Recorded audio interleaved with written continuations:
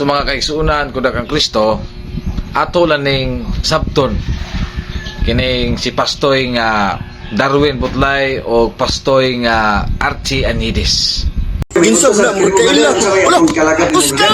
Nakoy pangutana pastor ba abot anang kanang pamisa sa kalag, pamisa kuno sa kalag, pangwarta na or basihan unsay basihan nimo sa Biblia basta Dako kay nang tininto og pagpangilab sa ato mga kaigsunan nga mga insinto nga wala magbasa sa Biblia. agoy. Kay sumala man gud sa Biblia brother diha sa Hebreo 9:27 nga nagaingon. Kay ang tawo mamatay sa makaisa kay gayon. Ug tapos niya na mao ang paghukom sa Dios. Sumok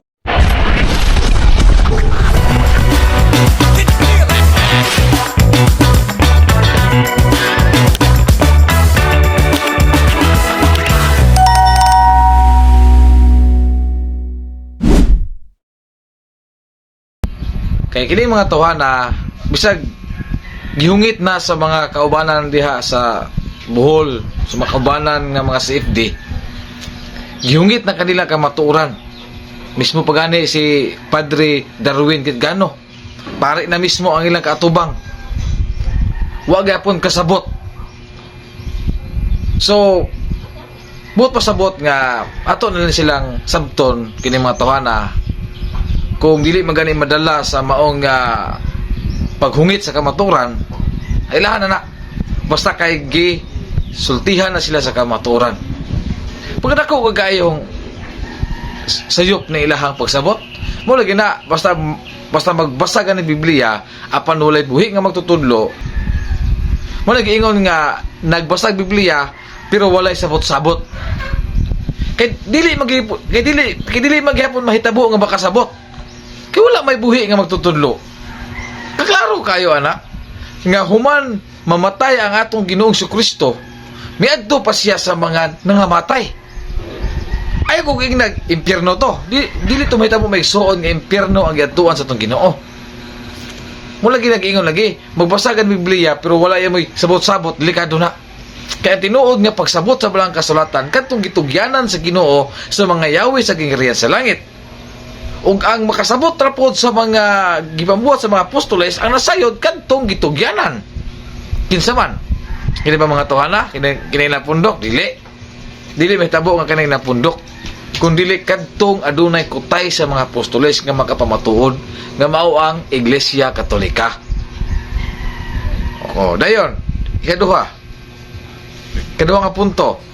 Diya sa dokumento ni San Judas Macabeo 12:43 ngadto sa 45 nga nagpaamot pagani si San Judas og 2,000 ka salapi. Aron ihalad ngadto sa Dios aron mapasaylo kadtong mga sala nga nangamatay. Ayo ko gina og impierno to. Nga ang nanga-impierno maigsoon wala na kanay kaluwasan. Wala lagi, delikado kayo. Kanang kung tudlo nga Bible alone mga kaigsuunan.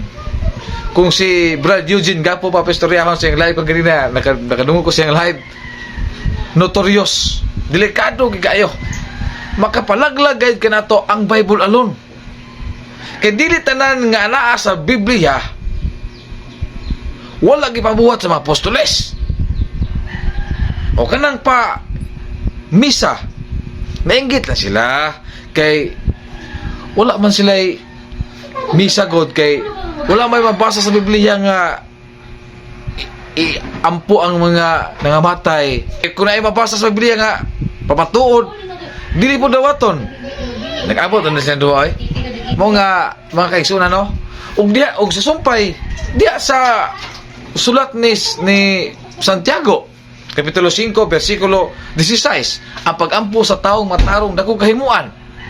Unya unsa diyan ng santos nga misa nga pinakataas man nga pagampo dili na pagampo ang misa pataka bini mga tawhan ay namo lagi nga dili na to ikatingala kay kadaghan na kayo ang naghungit sa kamatuoran ng mga tawhana mismo pagani si Padre Darwin Kitgano nga nasa Bohol mga kaubanan na sa Bohol lang Brad Paul wa gyapon dawata makini mga tawhana kung di gini sila muundang apil gini sila sa diha sa Pinadayag 21 o 27 nga wa gyud makasulod sa kingharian sa langit katong adunay gamay kudlit sa sala. Apil kini mga tawana.